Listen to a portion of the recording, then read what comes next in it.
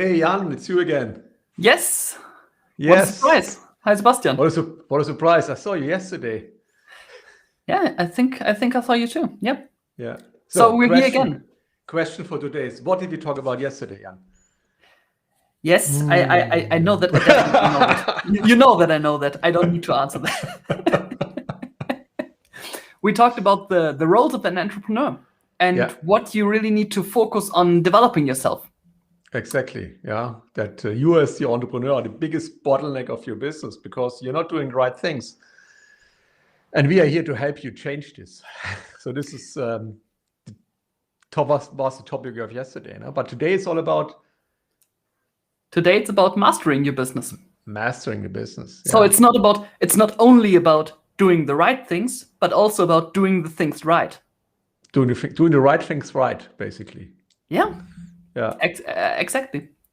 And mastering is a huge topic. No? I mean, we could talk for days about mastering the business. But What? disclaimer, we won't. Not today. No, we don't have time. I only have 15 minutes max, you know. We're already a few minutes late because we had some technical issues. Also, we have technical issues sometimes. Yeah, I mean, we can be open. But when we talk about mastery or when we talk about business, what is the first thing which crosses your mind, Jan? I do remember this quote. I'm just not sure who it was who said this, but it is like something like business is all about marketing and innovation. Yeah, Peter And I Drucker. think these are two things you really need to master. Yes, and we can talk about marketing and innovation for days. But I would say, although they're very important, there's another topic which I personally find very important, which also is a big part of our work. Yeah, what we do for organizations. I think I know where you're getting at. Yeah, it's culture, right? Yeah. Yeah, it's the culture of an organization, and this is a topic where actually many people talk about, and but not many people do. Not many people do, exactly. Yeah, and this is it really it makes or break a business. Yeah, I mean, there's also this statement: culture eats strategy for breakfast. Yeah. And this is what we have in our organization, but also what we see at our company clients. That when you invest in the culture of your company, then and if you do this right, if you master this topic, then you actually see the benefits and you see your company thriving. But talk about culture. I mean, culture is most people think culture is only your internal culture of your team, but I would argue no, that's not. It's not only the culture of your employees or of your team. No, it's also the culture of your clients and the culture of your other partners. Yeah. So we all know this category, energy givers. Yeah. So people who give you energy, who light you, who light you up, and when you leave a conversation, you actually feel better. And you have energy suckers. You know, people who drain the energy out of you. Yeah. I mean, I had people like this in my business life. So you had a conversation with them, and then suddenly after this conversation, you felt tired, you felt worn out. And not only your employees, but also clients, you know. I always tell my clients, if you have a client which sucks the energy out of you, fire this client. The same with employees. Fire these people, because your life is too short to deal with all these annoyances. Your life is too valuable to spend time with people who suck the energy out of you. So surround yourself with energy givers. On your employee side, this is something you can control completely, but also on your client side. Yeah, I know sometimes it's difficult if you're small, if you're just developing, growing, then you're depending on individual clients. But you as the business owner, you should have this in your strategy, that you also have to develop your clients. And if your clients don't match your culture, then in the long run, it's no use working with them. So have a look at this. Even one step further, it's not only not useful, but it's actually harming your company. Because if you have people working on a project, for example, for a specific client, and you know that this client is an absolute energy taker, these employees are more likely to leave your company Exactly. than employees who work with great clients. So you need to protect your employees from energy-taking clients to, well, retain them. And employee retainment is a big topic today. You need to protect your employees, but you also protect yourself, because you as an entrepreneur, you're also a human being, and you're also affected by negativity. You're also affected by energy suckers. And if you're not feeling well, then your organization is not feeling well, because it has a direct impact on your results. So bear this in mind. And yeah, you said, what you just said, Jan, company, employee retention. Yeah. No?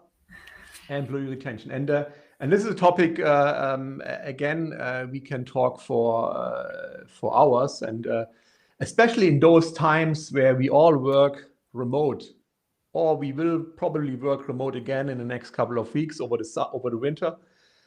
It is important to follow some guidelines. And for us, I mean, it works amazingly. I mean, I only seen Jan physically for, I think, 2 events in the last year, 2 social events we had. Yes. And I think in the last year, yeah, exactly 2 times, yeah. But still, it's working very well. Why? Because we have I wouldn't call it rules, but we have a setup. We have standards how we work also remotely. We have procedures, like a morning call every 9 o'clock every morning. We just dial in, even if it's only for 5 minutes, to say good morning, to say to check how we are, and to start the day. Then we have checkout calls every 4 or 5 p.m. in the afternoon to finish the day. And then obviously in between we have scheduled work meetings, but these checkout calls, this is just a small thing. But I mean, I know so many companies, so many large organizations, they don't do this. They don't even use video. Can you imagine this? I mean, you have employees sitting at home. Some of them sit in the bedroom or in the kitchen, whatever. And they don't see their colleagues for months. They only heard a voice. And now go one step further. How long have we been in home office now? For 1.5, 2 years by now. There are a lot of people who joined companies during that time and have never seen their co-workers. Mm-hmm. And I think that's horrible based on a working environment. Yeah, how do you build a culture? How do you grow together when you only hear a voice? So use video. As another example. Oh yes. One of the big banks here in Frankfurt, I had lunch with someone who works there, and in the office, so in the bank building itself, they don't have video cameras on their machines. Only the people who work offsite, they have laptops, and every laptop by nature has a camera, but all the desktop computers, they don't. So, and this company, they didn't, I mean, what does it cost, 20, 30 euro per camera, whatever. They didn't want to invest this little money to equip all these desktop computers with cameras. So the employees who sit in the building, many of them, they sit alone in an office because of distance rules. So they sit alone in the office and they don't see anyone because they can't use video, I mean, how crazy is that?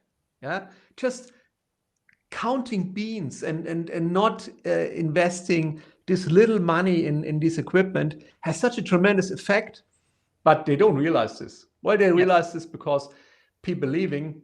But I would argue many of those banks, they want that the people leave anyway, because they want to save money, and this is their way of reducing the bottom line.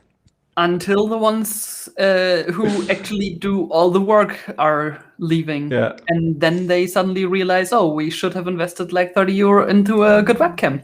Exactly. Yeah. So our recommendation really, use this technology, use video, use hang around with your employees. Collaborative tools.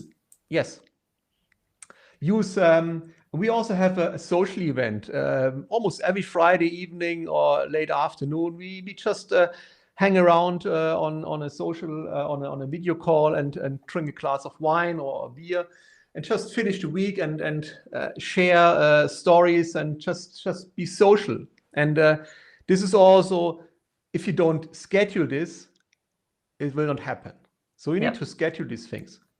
Other companies do this once every 2 years. They make a big company trip just to socialize a little bit, and we do it every week.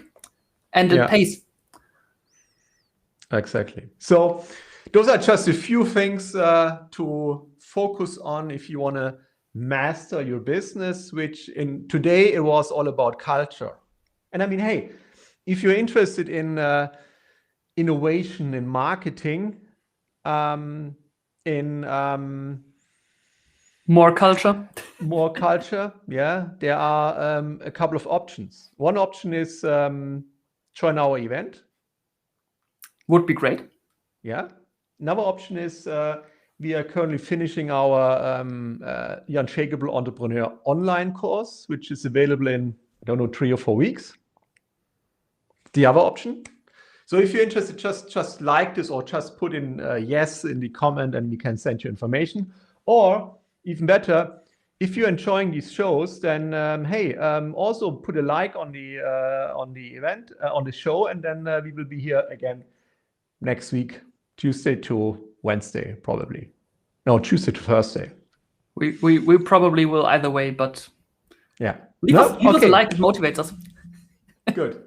So if you like this, just let us know. Otherwise, have an awesome afternoon, and see you soon. All right. Bye-bye. Bye-bye.